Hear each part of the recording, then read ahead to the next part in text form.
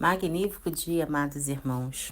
A paz e o amor de Cristo sejam tudo o que precisamos para fazer uma vida justa e reta aos olhos de Deus. Que o Espírito Santo nos direcione e nos capacite a eliminarmos de nós tudo que não pertence ao Senhor. Que consigamos ter a clareza na palavra para enxergarmos nossas limitações e nos autodisciplinar para vivermos sobre os princípios e mandamentos de Deus. Vamos ao nosso estudo bíblico mais devocional, onde nos abastecemos a nossa fé naquele que nos amou primeiro, naquele que nos capacita a ser melhor dia após dia. Lembra você que estou lá no Instagram, Patrícia Procópio Oficial, onde eu respondo as suas perguntas e fico à disposição para te auxiliar com uma intervenção profética.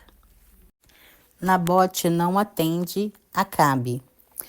Passados esses acontecimentos, Nabote, o jezreelita, tinha conseguido formar uma boa plantação de uvas em Jezreel, ao lado do palácio de Acabe, rei de Samaria. Certo dia, Acabe ordenou a Nabote: cede-me tua vinha, para que eu a transforme em horta, já que ela está situada junto ao meu palácio. Em troca te darei uma vinha ainda melhor, ou se preferires, pagarei em dinheiro seu valor. Todavia, Nabote replicou ao rei: Senhor Deus, me livre de te entregar a herança de meus pais. Então, Acabe foi para o palácio, irritado e muito aborrecido por causa da resposta e do modo de falar de Jezreel, porquanto lhe havia dito francamente: não lhe entregarei a herança de meus pais.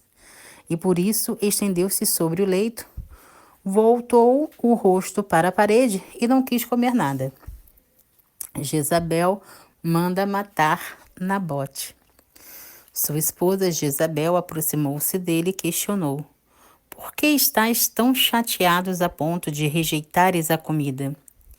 Ele lhe respondeu: porque falei a Nabote, o jezreelita: vende-me a tua vinha, ou se preferires te darei em troca outra vinha. Mas ele prontamente retrucou: não te entregarei minha vinha. Então Jezebel, sua mulher, admoestou: é assim que governas sobre o reino de Israel? Levanta-te, come e alegra o teu coração. Eu mesma te darei a vinha de Nabote, de Jezreel, em tuas mãos. Depois ela escreveu uma carta em nome de Acabe, selou-as e, com o selo real, as enviou aos anciãos e aos nobres que habitavam com Nabote na sua cidade. E nessas cartas escrevera o seguinte: proclamai um jejum geral e fazei Nabote sentar-se entre os primeiros do povo. Fazei comparecer diante dele 2 homens inescrupulosos que o acusem deste modo: tu amaldiçoaste a Deus e ao rei. Em seguida, levai-o para fora e apedrejai-o até a morte. Os homens da cidade de Nabote, as autoridades e os notáveis que viviam na mesma cidade fizeram tudo de acordo com o que Jezabel havia tramado, segundo estava escrito nas cartas que ela lhes enviara. Decretaram um tempo de jejum e expulsaram Nabote no meio do povo. Em seguida, compareceram 2 homens, filhos de Belial, sem escrúpulos, e se prostraram na frente dele. E passaram a acusá-lo diante do povo reunido, exclamando: Nabote blasfemou contra Deus e contra o rei. Então o conduziram para fora da cidade e o sentenciaram ao apedrejamento público. E assim foi morto. Mais tarde mandaram dizer a Jezabel: Nabote foi executado por apedrejamento e morreu. Quando Jezabel foi informada que Nabote havia sido apedrejado e tinha morrido, exortou Acabe: levanta-te, homem, e toma posse da vinha de Nabote, o jezreelita, a qual ele recusou te entregar, porque Nabote já não vive, mas está morto. Assim que Acabe ouviu que Nabote estava morto, levantou-se e dirigiu-se até a plantação de uvas e tomou posse dela. Deus fala ao profeta. Então a palavra do Senhor veio a Elias, profeta de Tisbé, nesses termos: prepara-te e desce ao encontro de Acabe, rei de Israel, que está em Samaria. Ele está visitando a plantação de uvas de Nabote, onde desceu para tomar posse. E quando o encontrar, isso lhe dirás: assim diz o Senhor: assassinaste teu semelhante e ainda tens a impiedade de se apossar de sua propriedade? E diz mais: portanto, assim diz o Senhor: no local onde os cães lambem o sangue de Nabote, lamberão igualmente o teu sangue. Isso mesmo, todo o teu sangue. E quando Acabe viu Elias, lhe disse: então finalmente me encontraste, meu inimigo. E Elias replicou: sim, eu te encontrei. Por que te vendestes para fazer o que diante do Senhor é abominável? Por isso ele lhe afirma: eis que trarei desgraça sobre ti. Devorarei os teus descendentes e exterminarei da tua família todos aqueles que são capazes de urinar na parede e que vivem em Israel, sejam escravos ou livres. E farei com toda a tua casa como fiz com as famílias de Jeroboão, filho de Nebate, e com a casa de Baasa, filho de Aias. Porque me provocastes a ira e induziste Israel a pecar. Quando a Jezabel assim fala, ó Senhor, os cães devorarão Jezabel junto ao muro de Jezreel. Quem morrer da família de Acabe na cidade, os cães o devorarão. E as pessoas que morrerem no campo, as aves do céu cuidarão de consumir seus cadáveres. Assim jamais houve alguém de caráter semelhante ao de Acabe, que foi capaz de se vender para fazer o que era mal perante o Senhor, sendo instigado por Jezabel, sua esposa. Ele tomou atitudes horríveis, seguindo os ídolos, a exemplo de tudo quanto fizeram os amorreus, os quais o Senhor expulsou diante dos filhos de Israel. Ao ouvir as palavras do profeta, Acabe rasgou suas vestes, cobriu-se de pano de saco e jejuou. Ele se deitava sobre os panos grosseiros e caminhava triste e abatido com toda a mansidão entre as pessoas. Então a palavra do Senhor veio novamente ao tesbita Elias, dizendo: viste como Acabe tem se humilhado diante de mim?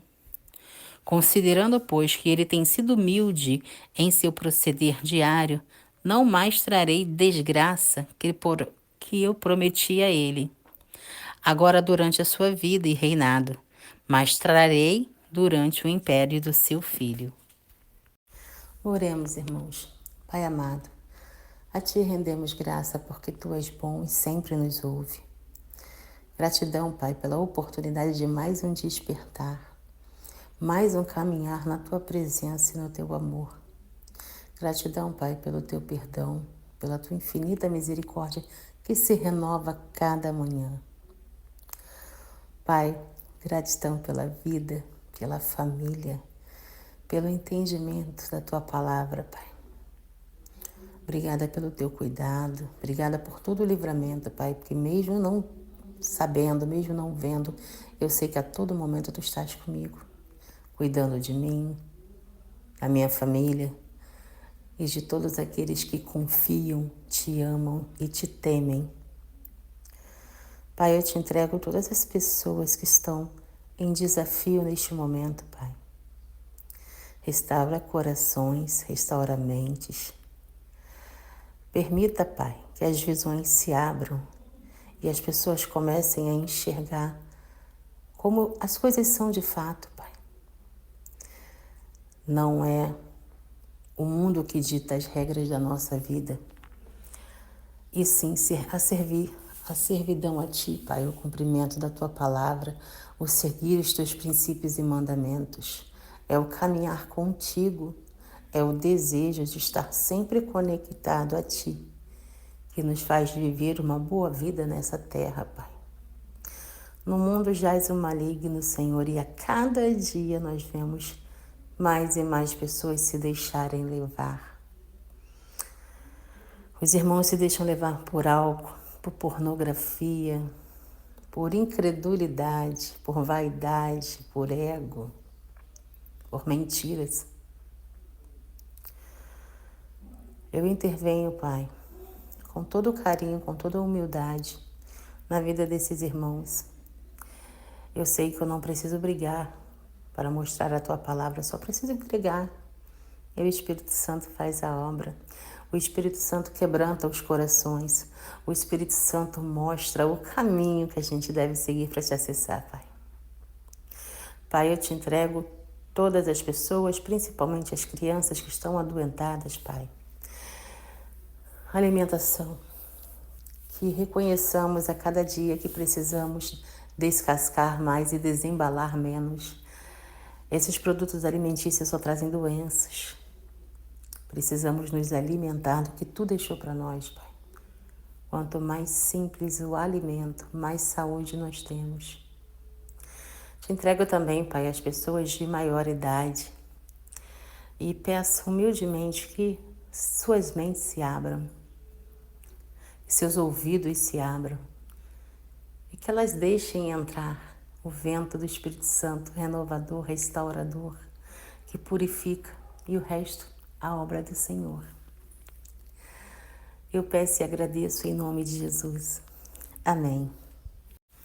E vamos retirar as reflexões, lições e princípios desse capítulo, ter o que queriam, incluindo a falsificação de acusações e o assassinato de Nabote. Isso ressalta os perigos da busca desenfreada por poder e riqueza. A recusa de Nabote em vender sua herança familiar destaca a importância de respeitar a propriedade alheia e honrar as tradições familiares. O profeta Elias anuncia o juízo de Deus sobre Acabe e Jezabel por seus atos malignos. Isso nos lembra que a maldade não passa despercebida diante de Deus e há consequências para ações injustas. Elias, como profeta, cumpre o papel de confrontar o pecado e a injustiça e anunciar a palavra de Deus. Os profetas desempenham um papel importante na denúncia do mal e na proclamação da justiça divina. Este capítulo destaca a importância da integridade e da obediência de Deus, mesmo em face de pressões para fazer o mal. Nabote demonstrou integridade ao recusar vender sua vinha, e Elias obedeceu a Deus ao confrontar Acabe. Amados, o que tiramos desse capítulo para aplicar no dia de hoje em nossa vida? Primeiro, o temor ao Senhor, né? Quando a gente pede para Deus nos livrar de tudo que não pertence a Ele, a ganância, a mentira, coisas que não provêm do Altíssimo. Isso precisa ser eliminado do nosso coração, das nossas mentes, porque até em pensamentos nós pecamos. Aqui no texto a gente viu o desejo de Acabe de querer as vinhas do irmão. Ou seja, já está desejando o que não pertence, que não é dele, que não, Deus não deu designou para ele. Então isso é pecado e ele foi até as últimas consequências. Em contrapartida, o irmãozinho seguiu firme na dele, não vou vender, é a herança da minha família. Na nossa vida é a mesma coisa. Muitos não acreditam em Deus. Eu vivo diariamente por trabalhar com a palavra, por levá-la na internet. Eu acesso vários tipos de pessoas. E muitas não acreditam no Senhor e não perco nem minha energia vital com isso. É como eu falo. Se você não acredita no Senhor, eu nem perco meu tempo falando contigo. Porque Deus criou todas as coisas e você não acreditando nele, só me mostra que você não existe. Enfim, temos que nos autodisciplinarmos, temos que nos abastecermos diariamente na palavra do Senhor, porque é aqui que a gente descobre como viver bem nesse plano, até chegar ao nosso dia de encontrarmos o nosso Pai. É muito importante que vocês entendam que não é riqueza, não é sabedoria deste mundo que vai fazer você acessar o bom, perfeito e agradável do Senhor. Mas você tendo uma conduta guiada pela palavra de Deus, você se torna um ser humano melhor, um ser humano que toma decisões e escolhas assertivas, um ser humano que educa bem os seus filhos e deixa excelentes pessoas futuramente. Olhamos novamente o que está acontecendo no nosso Brasil ultimamente. Me lembrou até um ditado, se eu não me engano, uma sabedoria japonesa aí que fala que pessoas fracas geram tempos difíceis. Tempos difíceis geram pessoas fortes. E pessoas fortes geram pessoas improdutivas. Pessoas improdutivas geram tempos difíceis. É um ciclo que não termina. Por que não termina? Porque quando a geração está forte mentalmente, emocionalmente, ela esquece de criar os descendentes da mesma forma. Elas relaxam e nisso são criadas pessoas improdutivas, pessoas que não têm sede de conhecimento e muitas delas que não acreditam no próprio Criador. Nós somos gerações eleitas, nós fomos despertados e estamos sendo influenciados diariamente pela palavra do Senhor, que nos molda e nos capacita a continuarmos levando a palavra do Senhor e a vivermos uma vida justa e correta.